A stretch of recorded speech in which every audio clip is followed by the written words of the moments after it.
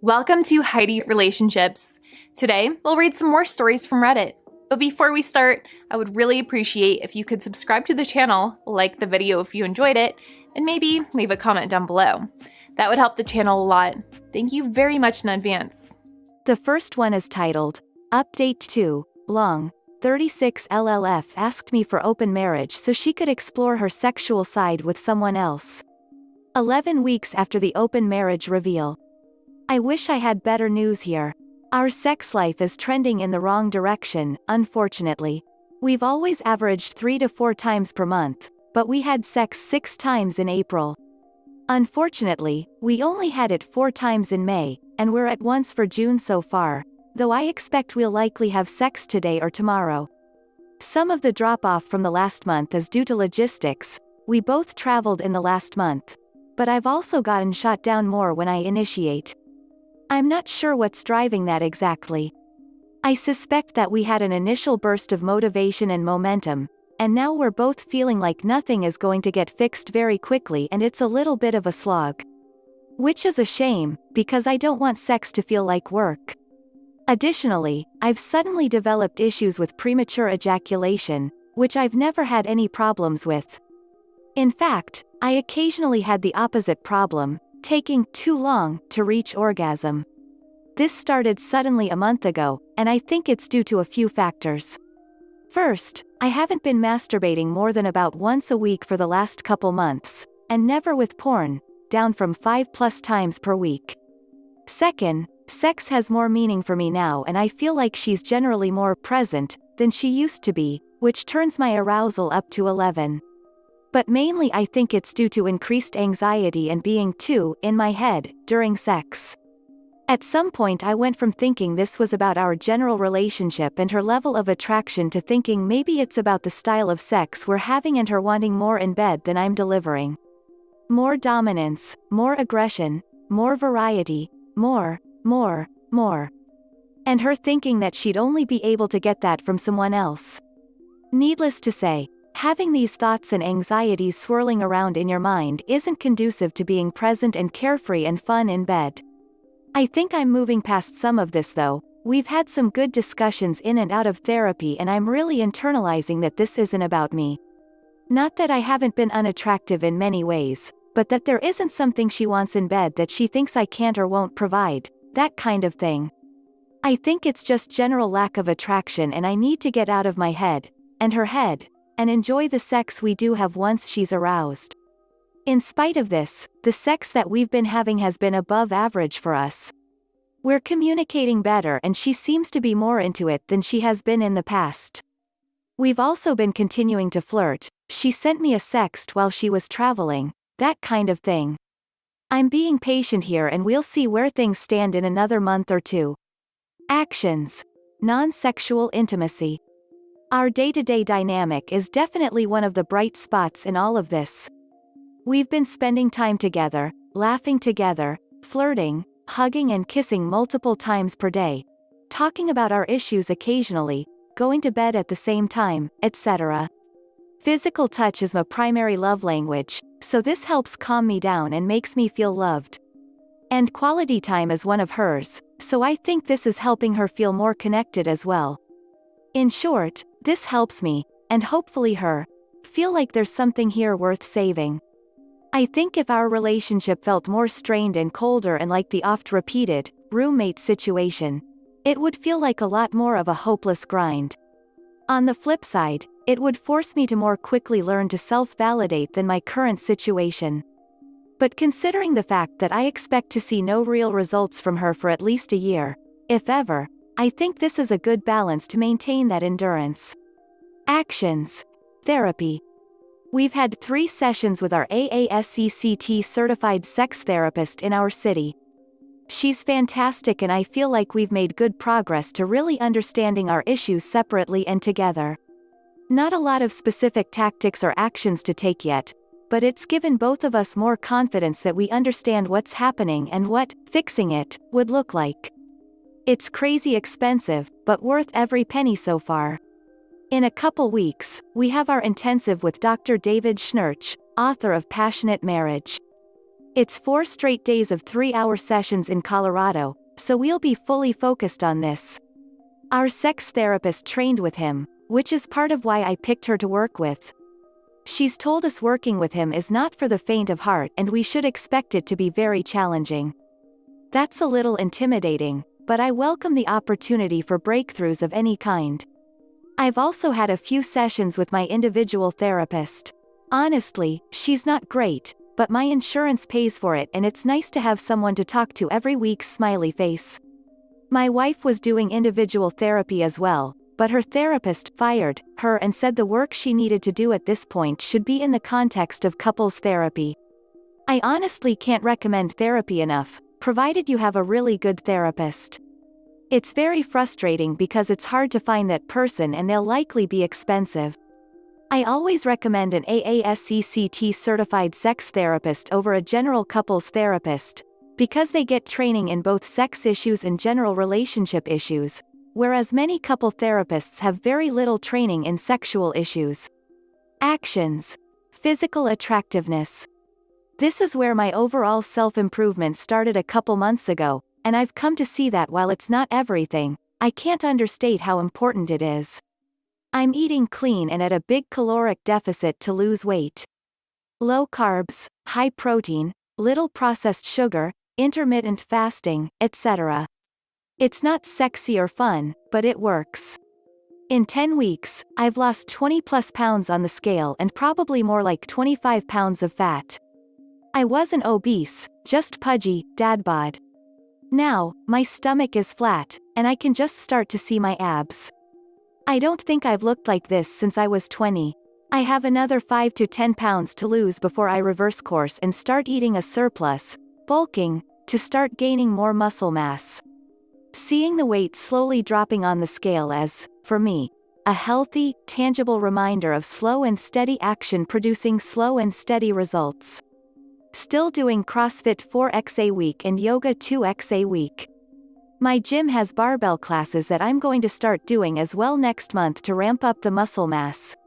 Got my teeth cleaned, a skin cancer screening, and a general checkup. All good. I've also had 2 rounds of microneedling for acne scars, and 2 more rounds to go. It's painful and expensive and makes my face look like hell for a few days, but I'm seeing results. I got braces, should have them for about 18 months. It was terrible for first couple weeks, now it's fine. I got a new haircut, nothing crazy, just higher quality. However, I'm going to try something more daring next time. I might even dye my hair. Smiley face. I used to just wear jeans, a black t-shirt, and running shoes all the time, but I've significantly upgraded my wardrobe the last 2 months. This is still my intermediate wardrobe because I expect my body to change a lot in the coming year, so I'll have to revisit this again in the fall for seasonal changes and then again next year once my physical changes level out a bit. But it's huge progress for me and people have been commenting. The end result of all these changes has been pretty crazy. Not in terms of my marriage, though she's made some nice comments, but in terms of how other people see me. I spent some time hanging out with an old group of friends a couple weeks ago and got a ton of comments on how I'm looking better, dressing better, etc. And then I went to a conference and got the same thing from people who already know me. It's really opened my eyes to how much people notice things like how we look, dress, carry ourselves, etc. I've also detected a little more flirtatiousness and interest from a few women in our interactions, something that rarely ever happened before. I'm definitely carrying myself in a more confident and assertive way as well, so that might be part of it too. It's hard to untangle, but whatever, I'll take it. If you're doing it for the right reasons, this is a beautiful virtuous cycle. The better I take care of myself, the better I feel about myself. And the better I feel about myself, the more I want to take care of myself. I used to jokingly say that my body is a temple, while I treated it like crap. No more. And I'm just getting started. Actions. Connecting with other men. One of the things I've been working on is connecting with my masculinity in a way that I haven't before. And part of that is connecting with other men on a regular basis. I've had some successes here. Fellow travelers from our dead bedrooms. There are a few other men from this subreddit that I've corresponded extensively with over the last month about our issues. I won't call them out by username here, but I just wanted to say that I really have appreciated their perspectives and having other men to share this stuff with. If you see yourself in my situation and you have advice, questions, or just want to vent, please drop me a PM. I'd love to hear from you. Best friends. I have 2 awesome friends from high school that I've stayed close with. I've confided in one of them about this, and I'm seeing both of them next week for a guy's getaway to a cabin. My dad. For reasons I won't go into here, I've pulled back from my relationship with my dad over the last few years. As part of going through this, I realized that I don't want to hold back from any relationships in my life, and I reached out to him and had him read my previous update here. I'm sure it was hard for him to read, and parts of this one will be too, but it's important to me that he understand the man I'm becoming. Guys from conference, went to a conference last weekend and met up with some guys. One of them is a good friend who could tell that something was wrong and asked me. I decided to open up to him and be honest and vulnerable, and it turns out he and his wife struggled with some similar issues, and he had good advice. I hit it off with a couple other guys who ride motorcycles and were planning a group ride in Northern California. My primary issue here is that none of the above are guys I can regularly spend time with in real life.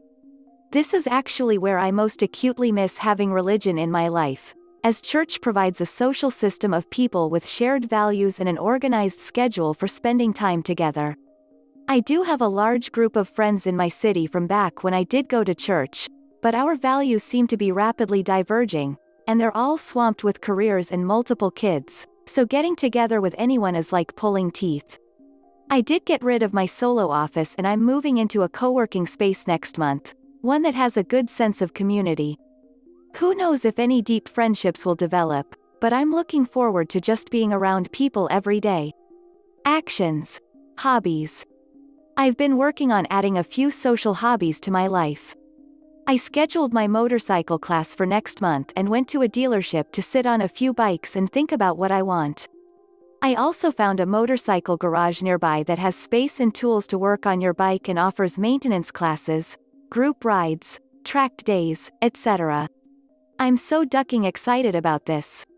I found a martial arts studio near my house that seems pretty good, so I bought an introductory voucher to start training there next month.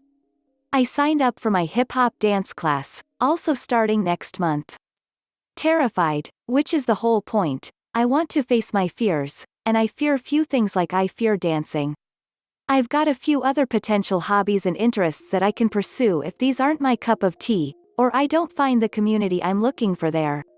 I'm a lapsed pilot and a scuba diver, so there are good opportunities there, and I'd be interested in playing in a sports league of some kind. Rock climbing, ultimate frisbee, improv, and some kind of volunteer work are other possibilities.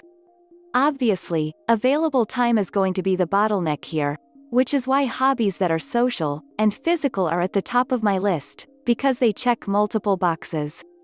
If I could work on leadership in one of them, that'd be even better. Actions. Parenting. Several people pointed out in my last update that I hadn't talked much about my daughter. Where does she fit into all of this? It's a fair question. To be clear, I've always spent a lot of time with her, as much as my wife, we both work. But I'm working on improving this further. I've been reading a couple parenting books and thinking more about the values I want to teach her. I've started setting up the babysitters when we need one, instead of that always being my wife's responsibility. I've paid a lot more attention to what's going on with her school and the events and notices they send home about what her class is doing, how she's doing, etc. I've been doing better about setting and enforcing boundaries, and not losing my temper with her. It's kind of remarkable how quickly she adapts to clear boundaries. She typically behaves a lot better for me than for wife, and I think this is part of why. I've been taking her out with me more, to run errands, to eat at a restaurant together, etc. I'm good at teaching her little things here and there, but bad about taking ownership of her overall development. It's embarrassing. For example, she has a big bookcase full of books, none of them purchased by me. So, I decided that this summer I'm teaching her to swim. I found a pool nearby, got some books on teaching kids to swim, and got some equipment. We start when we get back from our trip at the end of this month. She also goes to a great preschool, but I want to take a more active role in teaching her to read, so I did some research and got some books on that. Next up will be riding bike, money management, and camping. I also think it'd be cool for her to take classes at the martial arts studio where I'm going to be training. And she wants to be an astronaut and I'm a pilot, so I told her I'd teach her how to fly slightly smiling face. That one will have to wait for a while. Actions. Family ownership. Related to the above, I've also just started, slowly, taking more ownership of general family stuff. I planned a little getaway trip in April. I planned a family day trip for Memorial Day. I'm planning some other stuff for this summer. I've been slowly working through my list of things around the house that need to be tackled. Some of it is dumb little stuff and no one will notice but me, but that's fine. It's ultimately for me. Next up is optimizing the family schedule a bit. So, I'd like to do family meetings with daughter on Friday night, and then marriage meeting after she goes to bed. If you haven't done marriage meetings, I recommend them. We also used to each get a morning off each week and a night off each week, which was nice for planning purposes since you know those days belong to you. Right now, I take daughter to school every day and wife picks her up, so we always have to check if we want to change that up. Actions. Mission. One of the things that I'm still missing is a sense of mission or purpose for my life. Previously, I would have said it was financial independence and being a good husband, father. Now I'm really not sure. A lot of the things that used to matter a lot to me don't seem all that important anymore. To be clear, it's still important to me to be a good husband and father, but I no longer think it should be my primary mission in life. To discover this sense of mission and purpose, I've got a few approaches. I have a few books about purpose and mission that I'm going to read over the next few months. This fall, I'm hoping to do the new warrior training adventure from the Mankind Project. It's hard to explain, some people think it's a cult, whatever. I've talked to people who have done it and I need to do this. I'm going to do a vision quest, hopefully in August or September. Basically, spend 3 to 4 days alone in a cabin, doing absolutely nothing. No reading, writing, technology, hiking, etc. Minimal food and sleep. Just push through the boredom and let my mind quiet down and see if I can find anything there. At some point, I want to do a guided psilocybin, or other psychedelic, trip. Not ready for that yet though. This one just might take time, which is fine, but I want to see if I can spur any breakthroughs. Analysis. Letting go. I have more hope than I did last time that my marriage will survive, which is a double-edged sword. I constantly have to be on guard that I'm not running a huge covert contract, with all the stuff I'm doing, where if I do X, Y, and Z, she'll change how she feels. Maybe she will, maybe she won't, but I can't control her and the changes I make need to be for me, not for her. About a week ago, I started thinking about what I would say if she eventually just told me one day that she's done, that she doesn't want to do this anymore. I think if that happens, my reaction will be acceptance. I'm not going to beg her to reconsider, or think of her vows or her daughter, etc. She's smart and has integrity, she'll have already agonized over those things. I would make it clear that this isn't what I want and that I think she's making a mistake, but I respect her and that she isn't making this decision lightly. I would also thank her for the time we've had, for the adventures we've shared, for the things she's taught me, and most of all for the spark of joy that is our daughter. I would tell her to let go of any guilt or shame she's been carrying about this decision or our marriage, and I would wish her happiness and peace going forward. I know my emotions won't be feeling that way, but that's what I believe to be the best way forward, so I took the time to write it all out. That, plus the extra time I've been spending with people, plus the improvements I've been making on myself, plus my various mindset shifts, have helped me really feel better about my life post-divorce if it comes to that. I've even had some moments where I really sat down and questioned whether I even wanted this marriage to work out anymore. I concluded that I do, but even asking that question honestly is progress. It represents my ability to see my life apart from her and realize that I'll be okay, maybe even better off. Analysis. Recognizing her freedom and agency. I've previously mentioned that I'd done pushing her for things. Part of what she's feeling a lot right now is that she's spent too much of her life doing things out of obligation or duty, including our sexual relationship in part, and she now feels like doing things because she should feel like the death of her soul. For me, I've realized that I can't control her, that we aren't joined at the hip, that she's free to go at any time. And if I try and trap her and control her by asking for commitments or appealing to her vows or our daughter or whatever, it just makes her feel more trapped and increases the attractiveness of fleeing. On the flip side, if I can make her feel that this is a safe and open place with an attractive man and she has the space and freedom to discover herself and grow however she likes, she's more likely to stick around. I mentioned this in a previous comment, but we had a conversation in May where she brought up a friend who was recently divorced and is really struggling financially. My wife was commenting on her own low income and how screwed she'd be if she were in the friend's situation. My first impulse was to feel relieved, because it means she might be thinking twice about bailing. But the next morning I had a moment of clarity and I sat her down and made clear that she'd be entitled to alimony and child support, and she's a strong, capable person who will figure it out if she has to. I don't want her to be here because she feels like she can't leave. Duck that. I want her here because she wants to be here with me. I've had 15 years of the dutiful wife, and I'm done with it, for both our sakes. I haven't been very good about this in the past, because of my insecurity that if I gave her freedom, which she had anyway, she would use it to run. For example, her parents overreacted to everything and treated her like a bad kid, even though she objectively was not. When she was 18 she pierced her belly button, and she pierced her nose in college. Her parents were total dicks about it, and to my great shame, so was I. That pattern continued with future piercings and even more so with tattoos. I grew up in an environment that treated tattoos and piercings as morally suspicious, seriously, and I felt that her getting them was her expressing her dissatisfaction with her current life, and by extension, with me. I didn't forbid it, not that it would have mattered, but I became part of the prison that was trying to keep her from discovering herself and growing as a person. It makes me sick to think about. I know it seems so trivial and stupid, but it's part of a broader pattern of me being insecure and trying to reel her in from discovering herself because I thought that meant she would leave me. And here we are. Fortunately, I haven't always done this. I've been really supportive about other excursions she's made off the beaten path, that are in some ways much more significant, but she identifies this as part of why she's lost attraction for me. Analysis. Being the calm in the storm. I'm feeling calmer and more centered here in the middle of the storm.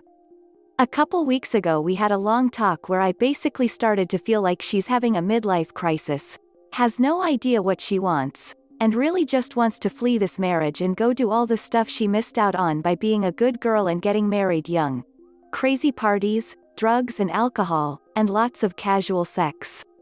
It wasn't fun to hear, but I didn't really overreact, just listened to her feelings. Then I went to bed, slept just fine, woke up the next morning and had a great workout. I still had some anxiety about our conversation but not nearly as much as before. A month ago, I would not have been able to stop asking questions or freaking out during that convo, and I would have slept very poorly. I'm learning that I need to detach from her emotions a bit and realize not everything is about me. And the thing is, when I freak out, she clams up and withdraws. But the calmer and steadier I am, the more she seems to feel free to experience her emotions openly and honestly. I get more out of her by being calm and non-reactive and just waiting quietly than by asking questions or pushing her for what she's thinking or feeling. And if I start to freak out, she's out. That doesn't mean I can't be emotional, or I have to act like a robot. It's really just when I start being the one who needs reassurance and to be propped up that she starts to pull back. Years ago, we went kayaking and got into a bad situation. It wasn't life or death, but it was pretty bad. And I remember that she kind of fell apart at one point. She's physically strong and in great shape, but she just kind of gave up in despair.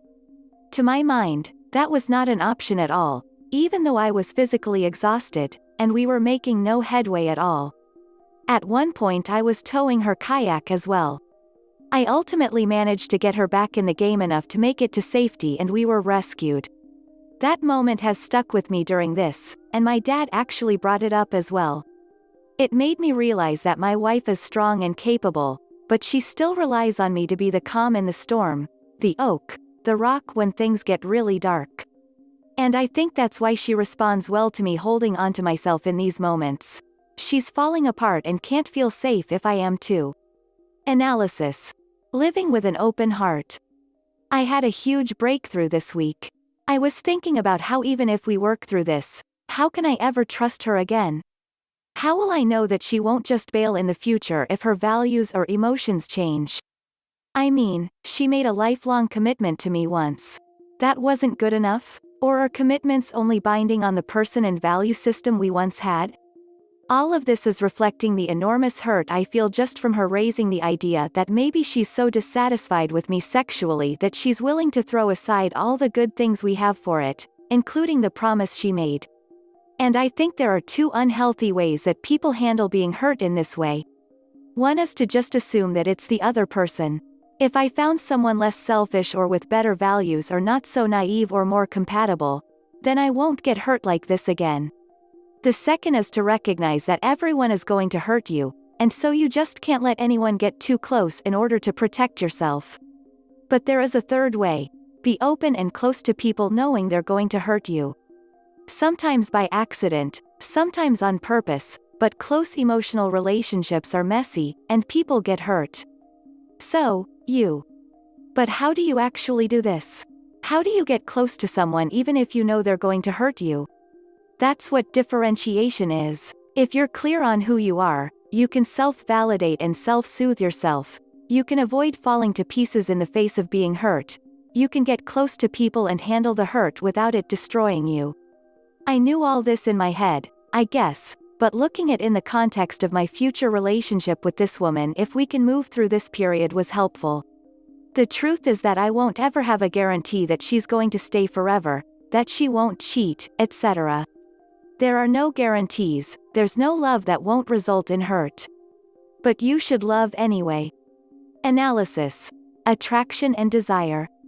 We had a really good talk a few days ago where she was frank about feeling like there's a lack of attraction for me on her part.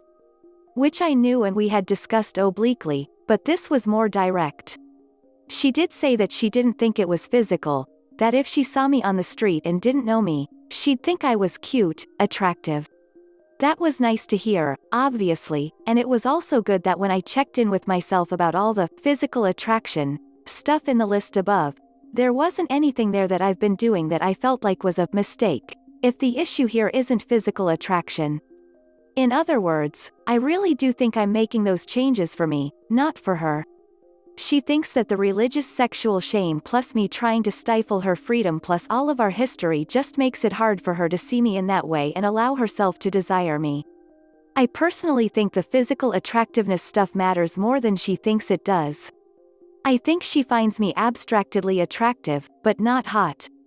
Having intense physical, sexual attraction would give her brain more fuel, hormones, to override some of the hang-ups she's trying to get over. I'm becoming a more attractive man and partner, but all those things take time to change, and she has a picture in her head of me that has been built up over the last 15 years and will take even more time to change. Analysis. Patience. At the end of the day, I think a lot of my problem with the relationship issues is just impatience. We're 11 weeks in, and honestly only about 6 weeks since I really stepped up and started to get my crap together. And I've continually reminded myself that I should expect a year or more before I really see any big changes in our dynamic, assuming they ever happen. I've given myself 17 months from bomb drop before I allow myself to conclude that things might never change. Another subreddit that shall remain nameless has some good success stories of turning sexless marriages around, and their rule of thumb is 1 month of hard work per year of issues before you start to really see results. I've been married for 15 years, and I added a couple months to round it up to hit my 38th birthday. I previously was scared that I might not have enough time, that maybe she's already checked out and ready to move on, but I don't think that anymore, for a few reasons.